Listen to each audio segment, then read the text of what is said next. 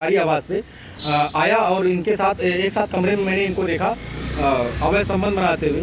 तब से सर ये मनीष दुबे और ज्योति मौर्य मेरे जान के पीछे पड़ गई हैं। एक फिल्म आई थी सूर्यवंशम, जिसको आपने जरूर देखा होगा, जिसमें एक आदमी अपनी पत्नी को पढ़ाता है और पत्नी के अधिकारी बनने के सपने को पूरा करने में मदद करता है। ऐसी एक कहानी असल जिंदगी में एक मोड़ के साथ सामने आती है।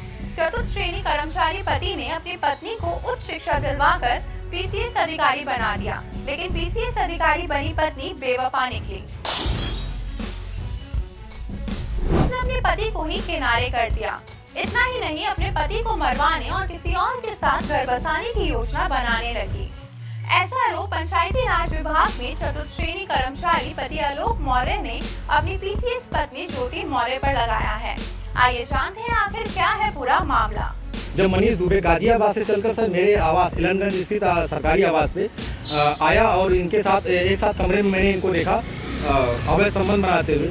तब से सर ये मनीष दुबे और ज्योति मौर्य मेरे जान के पीछे पड़ गई हैं। मौर्य के साथ मेरा व्यक्तिगत पारिवारिक विवाद चल रहा है और विवाद क्षेत्र के लिए तलाक के मेरे द्वारा उनके खिलाफ मुकदमा भी दायर किया गया है, जो पारिवारिक न्यायालय में विचाराधीन है। प्रयागराज के धूमनगंज थाना क्षेत्र के झलवर इलाके के रहने वाले आलोक कुमार मौर्य की शादी साल 2010 में वाराणसी के चिराई गांव की रहने वाली ज्योति मौर्य के साथ हुई।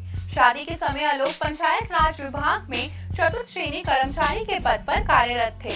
उन दिनों उनकी तैनाती प्रतापगढ़ जिले में थी, जबकि पत्नी ज्योति मौर्य ने उनसे पढ़ने की इच्छा जताई, जिसके बाद आलोक अपनी पत्नी को लेकर प्रयागराज आ गए और यहाँ पर उन्होंने सिविल की तैयारी के लिए कोचिंग कराई। साल 2015 में यूपी लोक सेवा आयोग की पीसीएस परीक्षा में ज्योति मौर्य का महिलाओं में तीसरा और 16वां स्थान आया, जिससे उनका चयन एसडीएम के पद पर हुआ।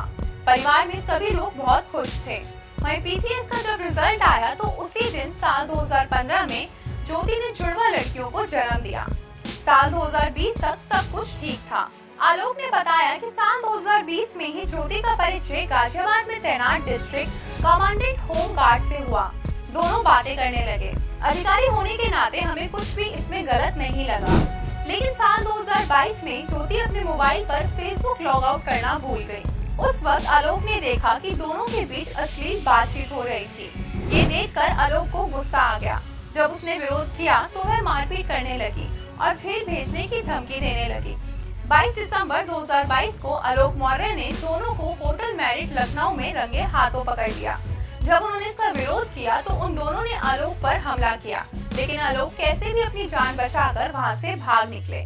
आलोक ने आरोप लगाया, एक हफ्ते पहले मुझे फोन किया गया और कहा गया कि स्वेच्छा से तलाक ले लो, नहीं तो मुझे मार दिया जाएगा। वह आए दिन मुझे 376 में फंसाने की धमकी देती है।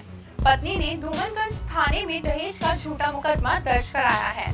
वहीं अब ज्योति मौर्य का आरोप है कि उन्हें आलोक ने बताया था कि वो ग्राम पंचायत अधिकारी है, लेकिन वो एक सफाई कर्मचारी थे। जिसके बाद अब मैं आलोक मौर्य